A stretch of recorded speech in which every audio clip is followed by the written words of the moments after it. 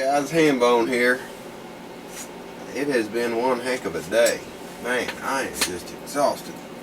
Have this, I've talked to you guys before about the, the arthritis and the fibromyalgia crap. It just makes life complicated, I guess, because you can't make a plan. You want to do something, and then you'll have those days, man, when you're just hammered. Today was one of those days. I got up.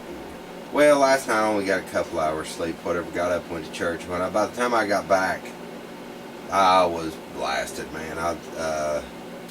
Wife brought me something to eat. I ate, and before I knew it, I was out, and I slept a good bit of the day away, which is good, though, because, I mean, normally, for me, I get like maybe an hour and a half sleep a day. So today, I think really it's just, I just crash, man. After my body has had enough, the sleep deprivation or whatever, I crash out, and those are welcome moments. At any rate, I wanted to kind of catch up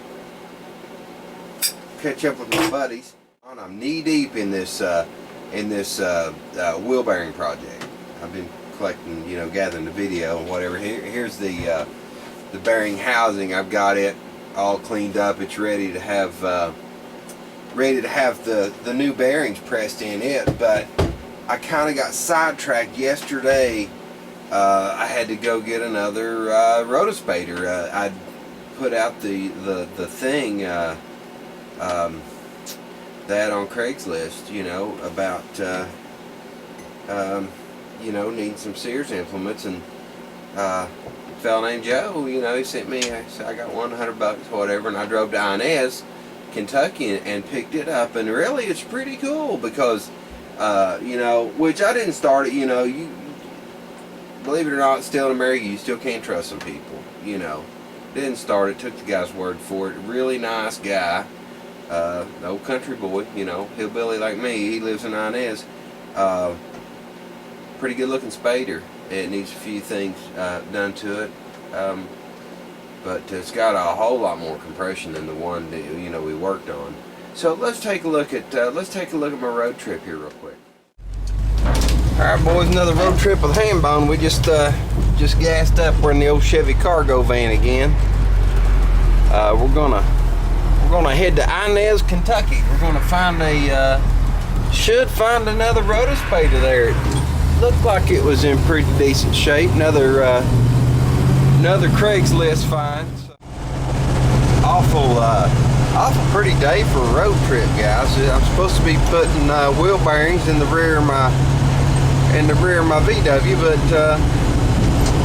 this was kind of the day I needed to go do this, I believe. Get out, enjoy a little country drive, which is heading to country right here.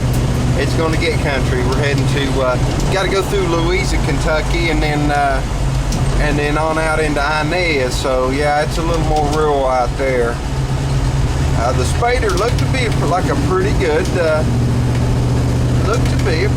little machine. He said it just needed a little TLC. So I guess we'll find out when we get there.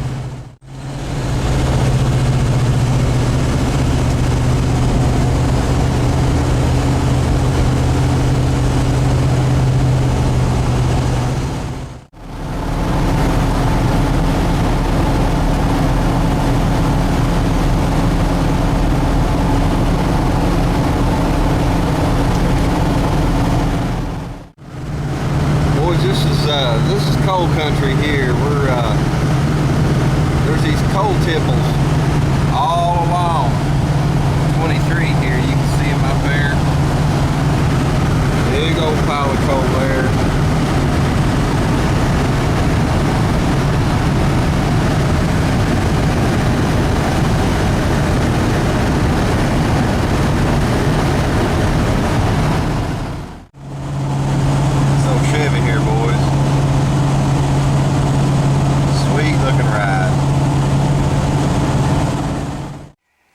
Boys, this is Joe's place. He's got a real nice place out here in Kentucky. This is just super sharp.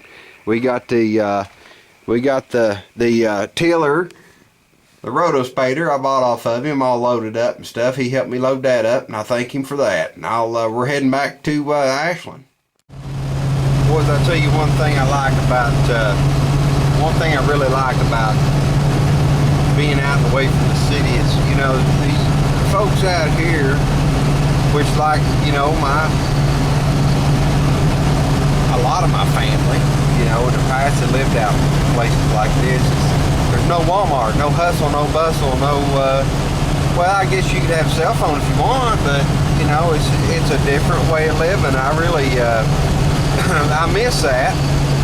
I've showed you all my aunt's old home place up there. Of course, she passed away, but it's a different way of living.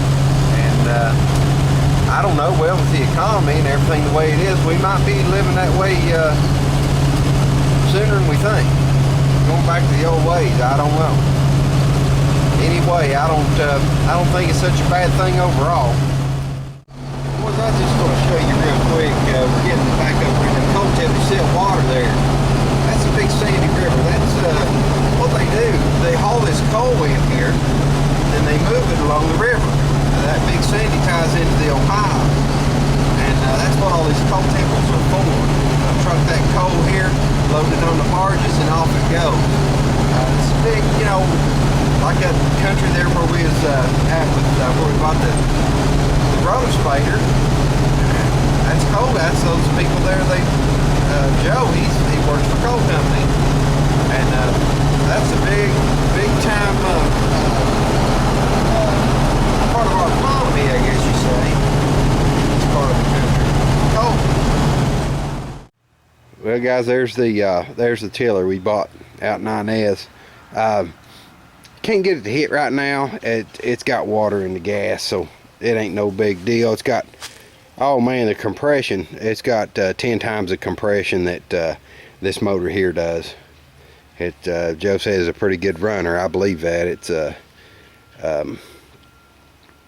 tons of compression. So I'm gonna get that carb. I gotta get that carb off there, and we'll clean it up too and get all the water out of the gas. And you can see my little fitting, a little hose right there. That's gonna be my ace in the hole to keep water out of there. These little old, it don't seem like a lot of water would get down in here, but it does. So yeah, we're gonna get this thing. I've got stuff to do. I got my wheel bearings and stuff to fix on my V-dub, but we'll get to her. One more thing, this is a different model. Pappy sent me that deal there in that manual. There's 2 different models. Well, I got each one of them here. See, this one here's got with the grease fittings here, they go up and over, and it ties in the end of that shaft on that tiller. Now this model here was open. That was open. So neither here nor there. It's just pointing it out. But yeah, we'll get to this one of these days. Get to working on it and get it fixed up. But for now, you know, one of my first plans is get on eBay and see if I can see how we got the classic cover there, like off the SS14s and stuff. You know, I said they took about the same carburetor, maybe jetted a little different. See, I'm gonna put one on here just for the sake of keeping water out of everything. Anyway, I'm gonna lop it off right here, guys.